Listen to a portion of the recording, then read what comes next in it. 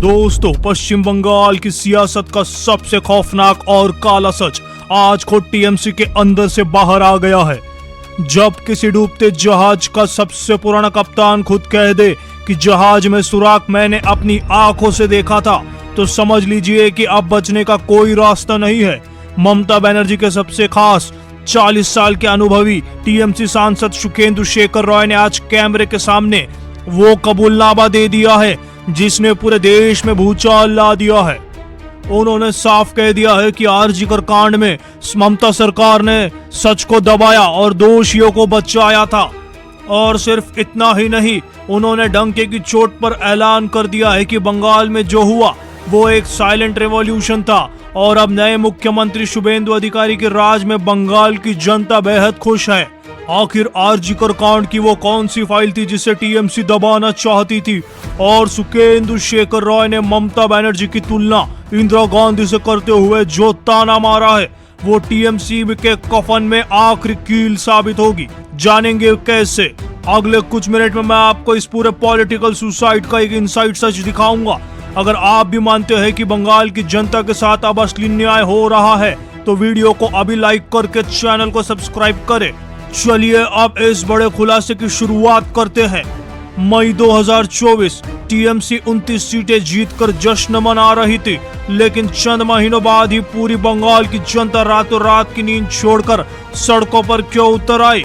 वजह थी आरजी कर मेडिकल कॉलेज कांड। सुखेंदु शेखर रॉय ने आज वो सच बोल दिया है जिसे बोलने से टीएमसी के नेता कांपते थे। उन्होंने कैमरे पर स्वीकार किया है कि जब बंगाल की बेटियां इंसाफ मांग रही थी तब टीएमसी का पूरा प्रशासन, पूरी मशीनरी उस कांड को दबाने और छिपाने में लगी हुई थी। शुभेंदु शेखर कह रहे हैं हमारा शासन पूरी आरजी कर कांड को कैसे दबाया जाए, छिपाया जाए, उस पर लगा रहा। जरा सोचिए, जिस सरकार का काम दोषियों को पकड़कर फांसी के तख्ते तक पहुंचाना था, वो सरकार एक ऐसे आदमी को पकड़कर ले आई जिस पर आज तक कोई विश्वास ही नहीं करता। सुखेंदु शेखर ने साफ कहा, मैं भी उस थ्योरी पर विश्वास नहीं करता हूँ। जनता ने उसी रात टीएमसी को लास्ट वार्निंग दे दी थी। सुखेंदु शेखर ने धरने दिए, दिल्ली से लेकर कोलकाता तक पार्टी को समझाने की कोशिश की कि जनता की आवाज सुन लो, लेकिन सत्ता के अहंकार में अंधी हो चुकी पार्टी को लगा वो हर बार की तरह इस बार भी सच को दबा लेगी। लेकिन टीएमसी ये भूल गई कि इस बार चुनाव में खेला वो नहीं बल्कि दिल्ली करने वाली थी। चुनाव आयोग ने एक ऐसा मास्टर स्ट्रोक चला जिसने बंगाल में साइलेंट रेवोल्यूशन ला दिया। आखिर वो 2.5 लाख जवानों की सीक्रेट एंट्री कैसे हुई, मैं आपको अगले 2 मिनट में बताऊंगा। दोस्तों, बंगाल में चुनाव का मतलब क्या होता था? बमबाजी, बूथ कैप्चरिंग और पोलिंग एजेंट की हत्या। लेकिन इस बार जब चुनाव हुए तो जनता के जुबान पर कोई शिकायत ही नहीं थी। क्यों? सुखेंदु शेखर रॉय ने खुद इसका राज खोल दिया है। उन्होंने बताया कि इस बार बंगाल पुलिस को पोलिंग बूथ से पूरी तरह दूर कर दिया गया था। साफ आदेश था, आगे मत बढ़ो, उधर ही रहो। और फिर एंट्री हुई 2,50,000 केंद्रीय अर्धसैनिक बलों की। जब बंगाल के एक आम वोटर ने देखा कि आज बूथ पर टीएमसी के गुंडे नहीं बल्कि भारत सरकार के जवान राइफल लेकर खड़े हैं, तो उनके अंदर का डर खत्म हो गया। उनके अंदर आत्मविश्वास जागा और इसी आत्मविश्वास को सुखेंदु शेखर रॉय ने नाम दिया है साइलेंट रेवोल्यूशन। बिना एक भी पत्थर चले, बिना किसी हंगामा के बंगाल की जनता ने ईवीएम का बटन दबाकर उस सत्ता को उखाड़ फेंका जो उनके बच्चों की हत्या को छिपा रही थी। लेकिन हारने के बाद एक नेता का असली चरित्र सामने आता है। सुखेंदु शेखर रॉय ने ममता बनर्जी की तुलना 1977 की इंदिरा गांधी से करते हुए जो बेइज्जती की है वो सुनकर टीएमसी के कैडर तिलमिला उठेंगे। जब कोई पार्टी हारती है तो वो क्या करती है? वो लोकतंत्र यानी डेमोक्रेसी के फैसले को सिर झुकाकर स्वीकार करती है। सुखेंदु शेखर रॉय जो 40 साल कांग्रेस में रहे, उन्होंने एक किस्सा सुनाया।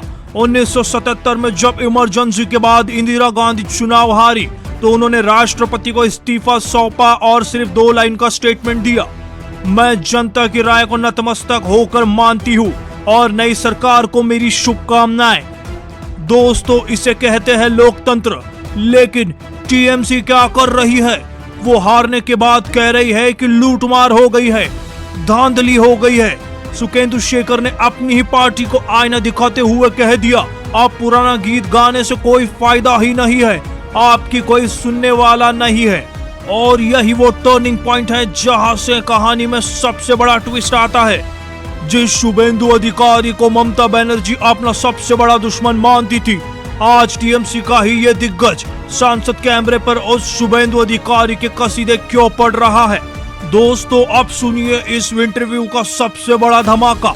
एक मौजूदा टीएमसी सांसद नए मुख्यमंत्री शुभेंदु अधिकारी के बारे में क्या सोचता है। सुखेंदु शेखर रॉय ने कैमरे पर खुलेआम कह दिया है, शुभेंदु अधिकारी के नेतृत्व में नई सरकार बिल्कुल सही रास्ते पर चल रही है। बंगाल की आम जनता बहुत खुश है। सुखेंदु रॉय ने कहा कि अभी तो पूरा मंत्रिमंडल भी नहीं बना है, फिर भी सरकार ने जो कदम उठाए हैं वो काबिले तारीफ है। उन्होंने शुभेंदु अधिकारी की राजनीतिक और प्रशासनिक समझ की जमकर तारीफ की और कहा, मैंने उनके जैसा मेहनती नेता बहुत कम देखा है। जरा क्रोनोलॉजी समझिए दोस्तों, कल हमने आपको बताया था कि कैसे टीएमसी के 50 विधायक और 20 सांसद बीजेपी में जाने के लिए लाइन में लगे हैं, और आज टीएमसी का इतना बड़ा सांसद खुलेआम बीजेपी के मुख्यमंत्री की तारीफ कर रहा है।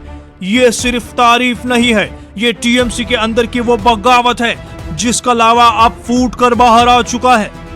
सुखेंदु शेखर रॉय ने इंटरव्यू के आखिर में एक ऐसा सवाल पूछ लिया जिसने ममता बनर्जी की नींद उड़ा दी है। उन्होंने कहा कि आज जनता सिर्फ एक ही सवाल पूछ रही है, ये पार्टी कब तक रहेगी, टीएमसी कब तक रहेगी।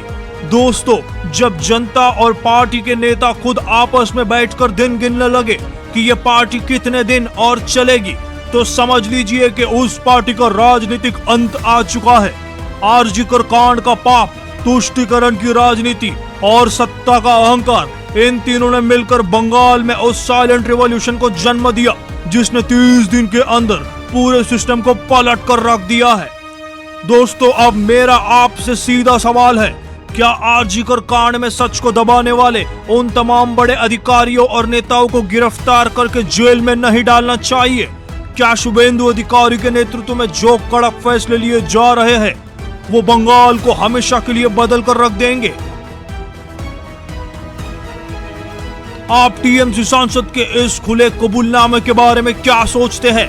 अपना गुस्सा, अपना नजरिया और अपनी बेबाक राय नीचे कमेंट बॉक्स में दहाड़ कर दीजिए। एक एक कमेंट पढ़ा जाएगा। अगर आपको ये इन्वेस्टिगेटिव और हाई ऑक्टेन रिपोर्ट पसंद आई हो तो इस वीडियो को अपने हर एक व्हाट्सएप ग्रुप में शेयर करें ताकि देश के हर नागरिक तक बंगाल का यह असली सच पहुंचे। सच्ची और बेबाक पत्रकारिता के लिए चैनल को सपोर्ट करें। आप हमें सुपर चैट से सपोर्ट कर सकते हैं और चैनल को सब्सक्राइब कर बेल आइकन दबाइए। आप देख रहे हैं मुंबई टुडे लाइव। मिलते हैं आपसे अगले अपडेट में, तब तक के लिए जय हिंद, जय भारत।